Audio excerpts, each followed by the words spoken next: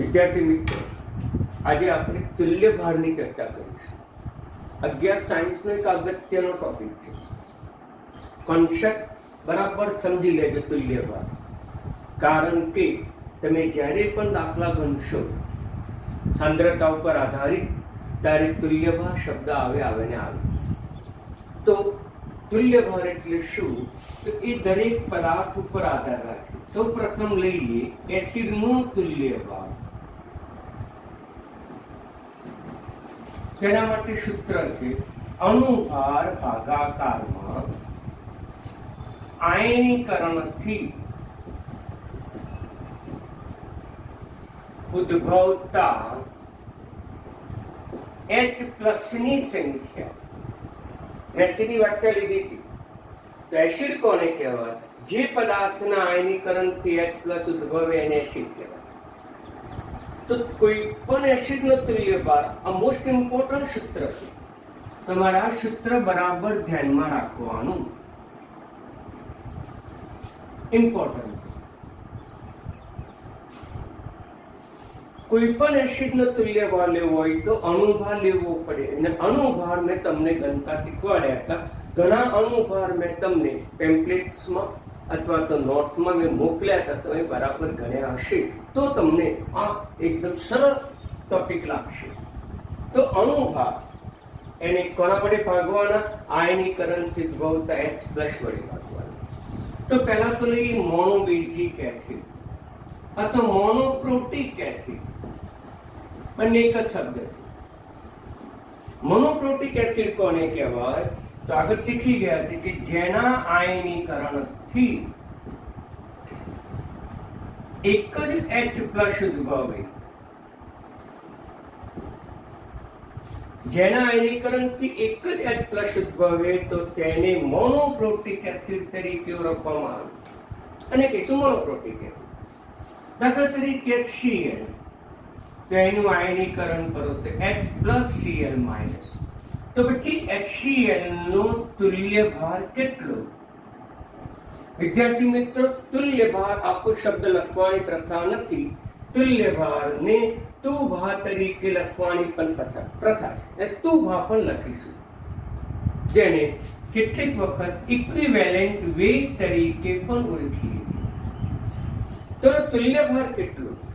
તો સૂત્ર અનુસાર એનો અણુભાર એટલે લખીશું HCl નું અણુભાર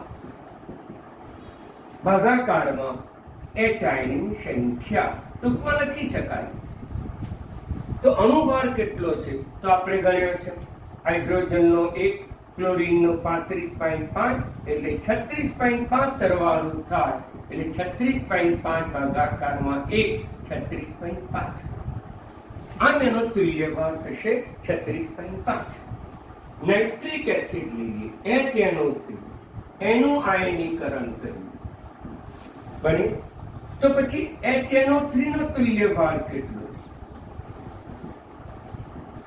તો HNO3 નો અણુભાર લઈશું. અણુભાર તમને ગણતા શીખવાડ્યા છે, છતાં પણ રિપીટ કરીએ. હાઇડ્રોજનનો 1, નાઇટ્રોજનનો 14, ઓક્સિજનનો 1, ઓક્સિજનનો 16 તરી 48. તો પછી તુલ્ય ભાર કેટલો થશે? 63. તો શા માટે મેં 1 લખ્યું? તેના આયનીકરણથી એક જ H+ ઉદ્ભવે છે, માટેનો તુલ્ય ભાર થશે 63. એ જ પ્રમાણે એસિટિક એસિડ લઈએ. એસિટિક એસિડ મિત્રો, મેં તમને પહેલા કીધું છે કે એમાં હાઇડ્રોજન 4 છે, પણ આયનીકરણથી માત્ર એક જ હાઇડ્રોજન છૂટવો પડે છે, જે હાઇડ્રોજન એના ઓક્સિજન સાથે જોડાયેલો છે. તેથી અણુ એસિટિક એસિડનો તુલ્ય ભાર અણુભાર કેટલો? તે કે 60. એક જ H+ ઉદ્ભવે છે, માટે 60 માટે 60. આમ મોનોપ્રોટિક એસિડના અણુભાર અને તુલ્ય ભાર સમાન. હવે લઈએ ડાયપ્રોટિક એસિડ. ડાયપ્રોટિક એસિડ કોને કહેવાય? તો જે પદાર્થના આયનીકરણથી 2H પ્લસ ઉદ્ભવ 10 ડાયક્રોટિક એસિડ. તો પછી H2SO4 એનું આયનીકરણ કરો તો 2H પ્લસ વત્તા SO4 માઇનસ. તેથી સલ્ફ્યુરિક એસિડનું તુલ્ય ભાર કેટલો? તેનો અણુભાર સૂત્ર અનુસાર એનો અણુભાર છે 98. ભાગાકારમાં કેટલા મૂકીશું? 2 એટલે થઈ જશે 49. એ જ રીતે H2C2O4 જેને આપણે કહીશું ઓક્ઝેલિક એસિડ. ઓક્ઝેલિક એસિડ નું આયનીકરણ કરો 2H પ્લસ C2O4 માઇનસ 2. તેથી H2C2O4 નો તુલ્ય ભાર આ જ સૂત્ર. અણુભાર કેટલો? તેનો અણુભાર છે 98. બરાબર છે. એનો અણુભાર છે 90. કઈ રીતે ગણાય? તો કે હાઇડ્રોજન નો 1 એવા 2 છે એટલે 2. કાર્બન નો પરમાણુ ભાર 12 એવા 2 છે એટલે 12 દુ 24. ઓક્સિજન નો પરમાણુ ભાર 16 છે એવા 4 છે એટલે 16 ચોકુ 64. 4 ને 4 8 ને 2 10 થઈ ગયા ને. ભાગાકાર કેટલા ભાગાકાર કરીશું? તો કે 2. કેમ? કેટલા H પ્લસ ઉદ્ભવ્યા? તો કે 2. તો 2 ઉદ્ભવ્યા.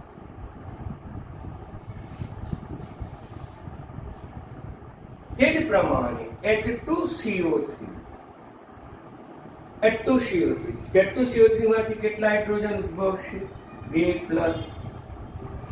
માટે H2CO3 જેને આપણે કહીએ છીએ કાર્બનિક એસિડ. કાર્બનિક એસિડ નો તુલ્ય ભાર આ જ સૂત્ર. અણુભાર ભાગાકારમાં H આયનની સંખ્યા. H આયનની સંખ્યા કેટલી છે? કે 2. ફરીથી અણુભાર કેટલો ગણવો છે? તો કેટલા હાઇડ્રોજન છે? તો કે 2. તો 2 કા 2. કાર્બન કેટલા છે? 1 કાર્બન નો પરમાણુ ભાર 12. ઓક્સિજન કેટલા છે? તો કે 3.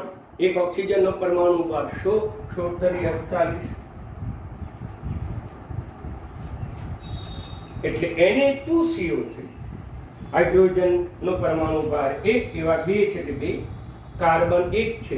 કાર્બન નો પરમાણુ ભાર છે 12 અને ઓક્સિજન નો પરમાણુ ભાર છે 16 એટલે 16 48. 8 10 12 62. આનો થશે 31. ક્લિયર? તો આ વસ્તુ બરાબર સમજી લો.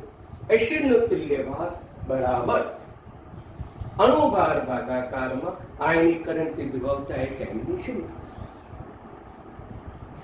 હવે લઈએ ટ્રાયપ્રોટિક એસિડ.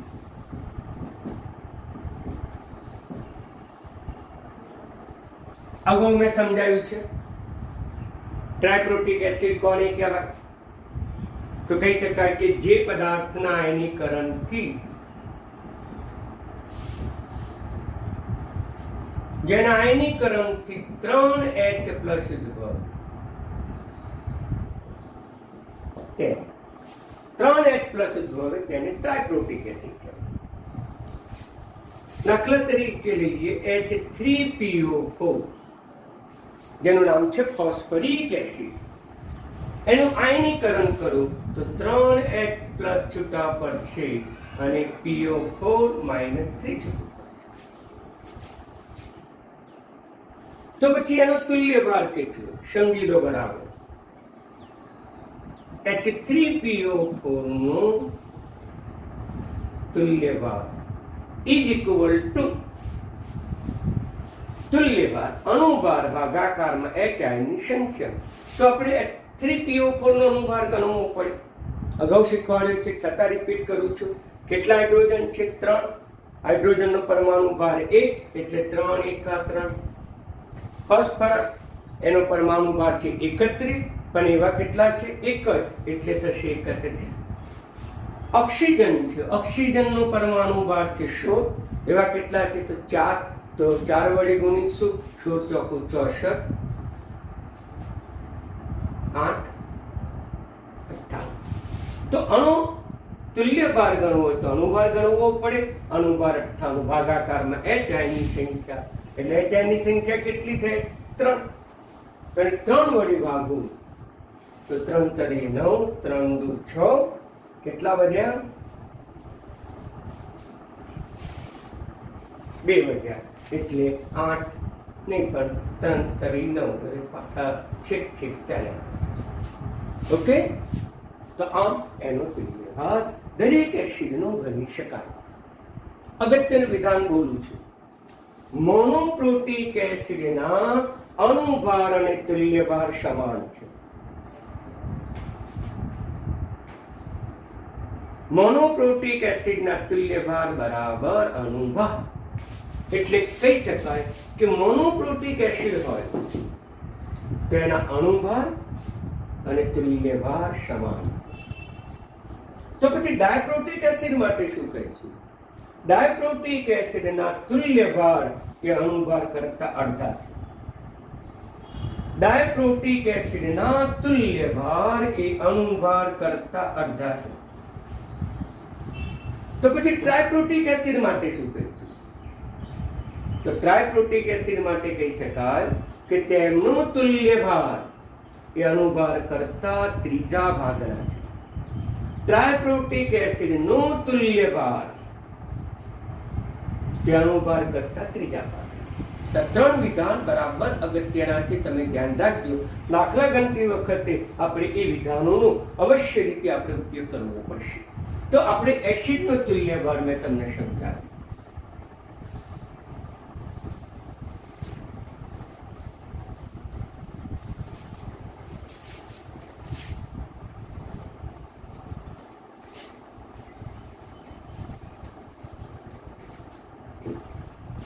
હવે લઈએ બીજનો તુલ્ય ભાર.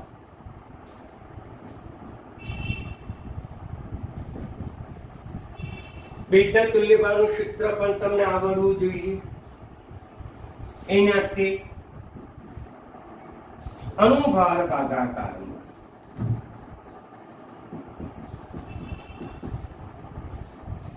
આયનીકરણથી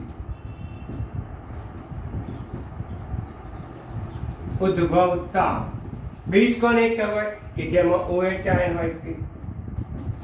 અણુભાર ભાગાકારમાં આયનીકરણથી ઉદ્ભવતા OH આયનની સંખ્યા. એસિડ માટે H+ આવશે, બેઝ માટે OH- આવશે. આટલો ડિફરન્સ બંનેની પદ્ધતિ છે. NaOH લઈએ તો NaOH નો તુલ્ય ભાર કેટલો ગણવો હોય તો આયનીકરણ કરવું પડે Na+ OH-. ત્યાર પછી જ આપણે NaOH નો તુલ્ય ભાર સરળતાથી ગણી શકીએ. NaOH નો તુલ્ય ભાર બરાબર NaOH નો અણુભાર ભાગાકારમાં OH આયનની સંખ્યા. તો પછી NaOH નો અણુભાર કેટલો? NaOH નો અણુભાર છે 40. મારી જેમ તમને યાદ રહી જશે. ફરીથી ગણીએ. સોડિયમનો પરમાણુ ભાર છે 23. ઓક્સિજનનો પરમાણુ ભાર છે 100, એવા 1 છે. હાઇડ્રોજનનો પરમાણુ ભાર છે પણ 1, 40. થઈ ગયો. હવે કેટલા વડે ભાગીશું? તો કે OH ની સંખ્યા. આમાંથી કેટલા OH ઉદ્ભવે? તો કે 1 જ, એટલે આપણે લઈશું 1 એટલે 40. KOH નો તુલ્ય ભાર ગણવો છે, 2 છે. તો K+ + OH-. આયનીકરણ તો આવડવું જ જોઈએ. તો આનો તમારે તુલ્ય ભાર શોધવો છે તો પછી સૂત્ર થશે KOH નું તુલ્ય ભાર = એનો અણુભાર. KOH નો અણુભાર ગણવો છે, ફરીથી ગણાવો. કે એનો પરમાણુ ભાર 39, ઓક્સિજન તો એનો 16 અને હાઇડ્રોજનનો 1, 56. KOH નો અણુભાર છે 56. ભાગાકારમાં OH આયનની સંખ્યા. તો OH આયનની સંખ્યા કેટલી છે? તો 1 ભાગાકારમાં 1 એટલે થશે 6. એ જ પ્રમાણે એમોનિયમ હાઇડ્રોક્સાઇડ નો તુલ્ય ભાર તો Na4 વત્તા OH માઇનસ એનું આયનીકરણ કરો તો એનું આયનીકરણ થશે તો એક OH ઉદ્ભવશે. NaH4 નો તુલ્ય ભાર. આ સૂત્ર બહુ જ અગત્યનું છે અને આ સૂત્ર અનુસાર તમે નક્કી કરી શકો એનો અણુભાર અને NH4 હોય તેનો અણુભાર 35. છતાં આપણે ગણીશું નાઇટ્રોજન 1 એનો પરમાણુ ભાર 17, હાઇડ્રોજન 4 ને 5 હાઇડ્રોજન નો પરમાણુ ભાર 1 છે 5 એકા 5. ઓક્સિજન છે 16.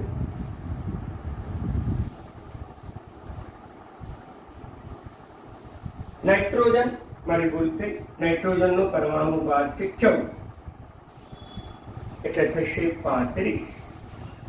નાઇટ્રોજન નો પરમાણુ ભાર 14, હાઇડ્રોજન 5 અને ઓક્સિજન 16, 35.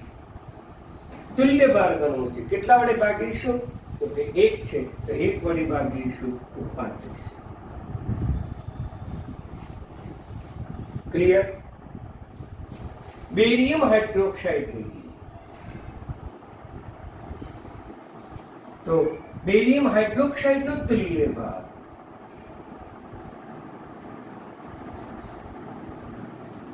બે થશે.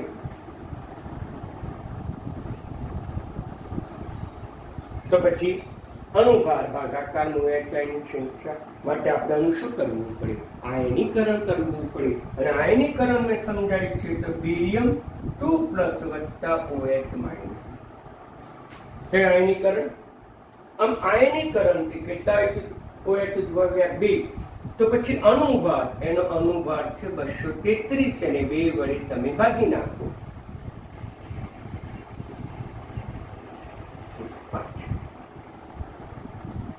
આ એનો થયો તુલ્યભાર. જે પદાર્થમાંથી એક જ OH આયન ઉદ્ભવતા હોય તેઓના અણુભાર અને તુલ્યભાર સમાન. જેમાંથી 2 OH આયન ઉદ્ભવતા હોય તે પદાર્થનો તુલ્યભાર એ અણુભાર કરતા અડધો. MCQ માં પૂછાય કે મેગ્નેશિયમ હાઇડ્રોક્સાઇડ નો તુલ્યભાર કેટલો? એનો તુલ્યભાર કેટલો? તો વિકલ્પ આપું છું. 1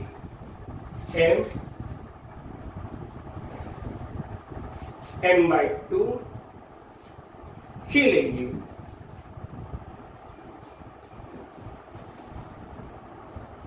2m અને D લઈએ m/3. તો પછી અણુ તુલ્યભાર કેટલો? જ્યાં m એટલે અણુભાર.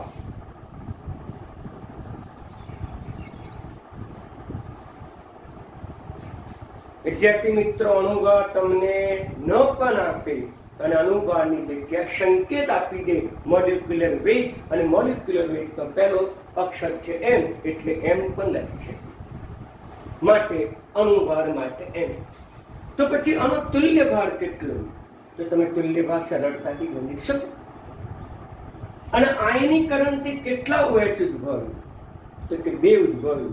માટે તુલ્યભાર બરાબર અણુભાર ભાગાકારમાં 2. માટે આના માટે આન્સર થશે B.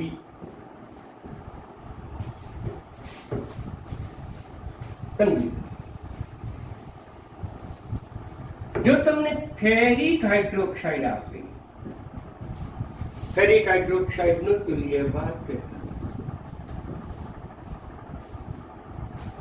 તો વિકલ્પો તો આના જ આવશે, વિકલ્પો નહીં બદલાય. તો કોઈ પણ બેઝનો તુલ્યભાર એટલે અણુભાર ભાગાકારમાં આયનીકરણથી ઉદ્ભવતા હોય ત્યાં છે. અને આયનીકરણથી કેટલા OH ઉદ્ભવશે? તો આના આયનીકરણથી 3 OH ઉદ્ભવશે. માટે અણુભારને કેટલા વડે ભાગીશું? 3 વડે. તો પછી આમાંથી જ જવાબ સિલેક્ટ કરીએ તો જવાબ બનશે. વિકલ્પો તો આના જ રહેશે, બદલાશે દાખલા તરીકે લિથિયમ હાઇડ્રોક્સાઇડ નો તુલ્યભાર કેટલો? લિથિયમ હાઇડ્રોક્સાઇડ નો તુલ્યભાર, તો લિથિયમ હાઇડ્રોક્સાઇડ નો તુલ્યભાર આમાંથી શોધી કાઢો. વિકલ્પો તો આના જ રાખ્યા છે. તો કેટલા વેચું ભાગ્યા 1. બેઝનો તુલ્યભાર બરાબર અણુભાર ભાગાકારમાં OHI ની સંખ્યા. આમાંથી કેટલા વેચાઈને ઉદ્ભવશે? 1. એટલે અણુભારને તમે 1 વડે ભાગો એટલે એમ બનશે, જવાબ આવશે કેપિટલ A. ક્લિયર? તમે ગણી શકો.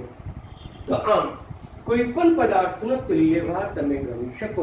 એસિડનો ગણવા માટે ઉદ્ભવતા HI ની સંખ્યા વડે ભાગવા, બેઝનો તુલ્યભાર ગણવો તો OHI વડે ભાગવા. હવે થોડું અઘરું આવશે, ક્ષારનો તુલ્યભાર.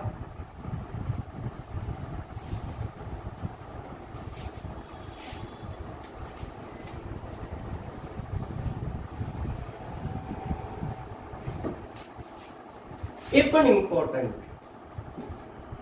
એસિડ પણ ન હોય, બેઝ પણ ન હોય, એમાંથી ઉદ્ભવતો જે પદાર્થ છે એને ક્ષાર કહેવાય. તો ક્ષારનો તુલ્યભાર.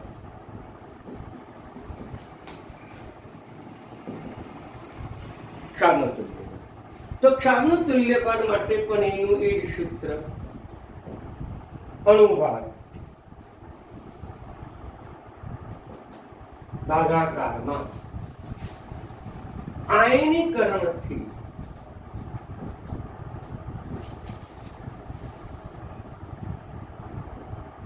ઉદ્ભવતા ધન આયન અથવા ઋણ આયનની સંખ્યા. આ થોડું અઘરું પડશે. તમે કાં તો ધન આયનની સંખ્યા લઈ શકો, કાં તો તમે ઋણ આયનની સંખ્યા લઈ શકો. અણુભાર ભાગાકારમાં ઉદ્ભવતા ધન આયનની સંખ્યા અથવા તો ઋણ આયનની સંખ્યા. આ ક્ષારનો જો તમારે તુલ્યભાર શોધવો હોય તો સરળતાથી શોધી શકાય. આ સૂત્ર. દાખલા તરીકે પહેલો જ લઈએ NaCl નો તુલ્યભાર. તો તમારે સૌ પ્રથમ NaCl નું આયનીકરણ કરવું પડ્યું. એમાંથી Na+Cl ઉદ્ભવે. તો પછી આનો તુલ્યભાર ગણવો છે. તો કયા સૂત્રનો ઉપયોગ કરીશું? તુલ્યભાર બરાબર અણુભાર ભાગાકારમાં કાં તો ધન આયન લો કાં તો ઋણ, બંનેનો જવાબ એક છે. આમાંથી કેટલા ધન આયન ઉદ્ભવ્યા? તો એક સંખ્યા. કેટલા ઋણ આયન ઉદ્ભવ્યા? એ પણ એક સંખ્યામાં, માટે એક લઈ શકાય. સમજો, ધન આયનની સંખ્યા એક, ઋણ આયનની સંખ્યા. અણુભાર તમને આપી દેવામાં આવ્યો, અથવા તો શોધીએ. સોડિયમનો કેટલો થયો? તો 23. ક્લોરીનનો કેટલો થયો? 35.5 ભાગાકારમાં 1 એટલે 5, 8, 58. આ એનો તુલ્યભાર છે. કોઈ પણ ક્ષારનો લઈ શકાય. Na2CO3 નો તુલ્યભાર શોધવો. આમાં H+ પણ નથી, OH+ પણ નથી, OH- પણ નથી, માટે આ એસિડ પણ નથી, બેઝ પણ નથી, ક્ષાર છે. તો ક્ષારનો જો તમારે તુલ્યભાર શોધવો હોય તો તમારે આ સૂત્રનો ઉપયોગ કરવો પડે. માટે તેનું તમારે આયનીકરણ કરવું પડે. આયનીકરણ કરીએ તો સોડિયમ આયન ઉદ્ભવે અને કાર્બોનેટ આયન ઉદ્ભવે. સોડિયમ ઉપર પ્લસ હશે અને ઉપર માઇનસ. પણ આ બે શું સૂચવે છે? આની સંખ્યા સૂચવે. આ કૌંસ નથી એટલે 3, સંખ્યા સૂચવતો નથી 1, અને વિભાગ કેટલો થશે? સમજી લો, ધન આયનની સંખ્યા કેટલી? 1 એની ઉપર 1 એવા 2 છે, માટે ધન આયનની સંખ્યા પણ 2 છે. ઋણ આયન કેટલો? તો ઋણ આયનની સંખ્યા પણ 2.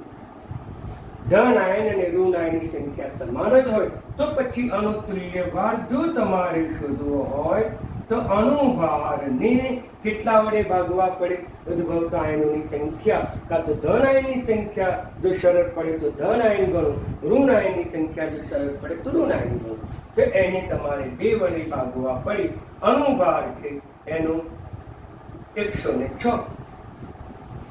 આપણે અનુભાર ગણવો નથી હવે પછી, એની જગ્યાએ આપણે એમ લખીશું, અનુભાર m/2 જવાબ આવશે.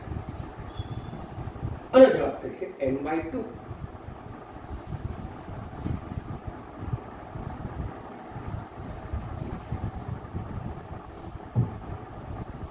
K3PO4 K3PO4 નો તુલ્યભાર કેટલો?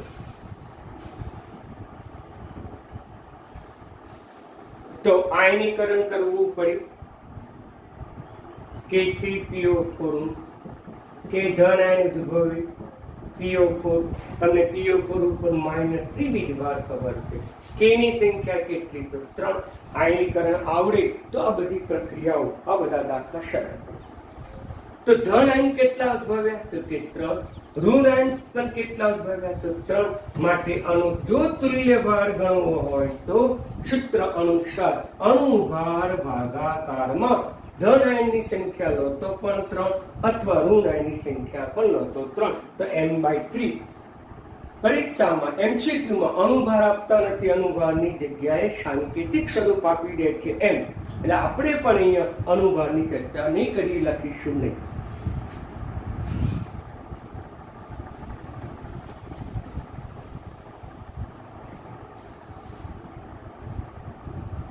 Fe2SO4 નો તુલ્યભાર.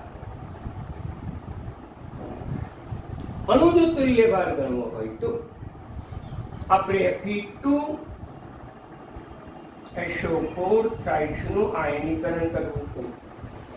તો Fe વત્તા SO4, આ જે 3 છે અહીંયા જશે, આની સંખ્યા બતાવે છે 2. આ 2 અહીંયા જશે, -2. આ એની સંખ્યા બતાવે છે. અહીંયા કૌંસ આપેલો છે, અહીંયા કૌંસ આપેલો નથી, એટલે 4 આપણે ક્યાંય આગા પાછા ન કરી શકીએ, એની સાથે જ લખીએ. હવે આમાં કેટલા થયા? 3. કુલ ધનાયન કેટલા? 1 ઉપર 3 એવા 2 છે એટલે +6 થશે. કુલ ઋણાયન કેટલા? 1 ઉપર 2 એવા 3 છે એટલે -6 થશે. કાં તો ધન આયનની સંખ્યા ગણો તો પણ 6, ઋણ આયનની સંખ્યા ગણો તો પણ 6. સંખ્યા ગણી એટલે 6 થશે. માટે અણુ જે તુલ્યભાર થશે એ અણુભાર કેટલો? તો આપણે એમ લઈએ છીએ, આ સૂત્ર લઈએ, આપણે આ લઈએ, ધન આયનની સંખ્યા કેટલી? 6.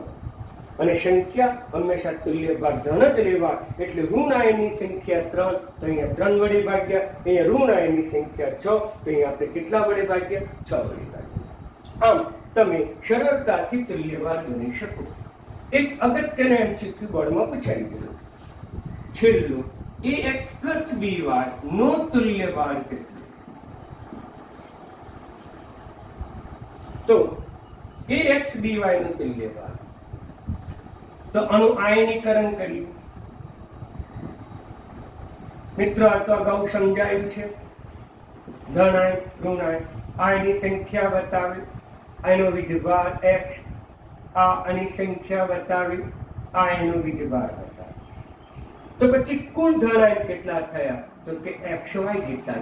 એક ઉપર y, તો બીજે x ઓર સંખ્યામાં કેટલા? તો xy. એક b ઉપર -x, તો y સંખ્યામાં, તો થશે y, ટૂંકમાં yx થશે. માટે આનો તુલ્યભાર જો ગણવો હોય તો અણુભાર m ભાગાકારમાં ધન આયનની સંખ્યા કેટલી? xy. આ જવાબ આવતો. ઋણ આયન લો તો પણ xy આવ્યું. એટલે અગત્યનો MCQ હતો. એટલે આજે જે મેં ટોપિક ચલાવ્યો તુલ્યભાર, એ તમને ગુજકેટમાં અથવા તો GNET માટે અગત્યનો હતો. એટલે તમારે આયનીકરણ આવડે, એમાંથી ક્ષારનો પણ ગણી શકો, ધન આયન, ઋણ આયન, એસિડ બેઝનો પણ પૂછે તો H આયન કે OH આયન ગણી શકો. બિલકુલ સરળતાથી છે. મેં તમને પેમ્પલેટમાં અથવા અગાઉ જે નોટ્સ મોકલી આપી છે એમાં તુલ્યભાર ગણેલા છે, એટલે બરાબર એ નોટ્સ ઉતારો અને ત્યાર પછી આ વિડીયો જુઓ તો તમને સરળતાથી આવડે. બહુ અઘરો ટોપિક નથી, પણ મોસ્ટ ઇમ્પોર્ટન્ટ ટોપિક છે, એટલે તૈયાર કરજો. અસ્તુ.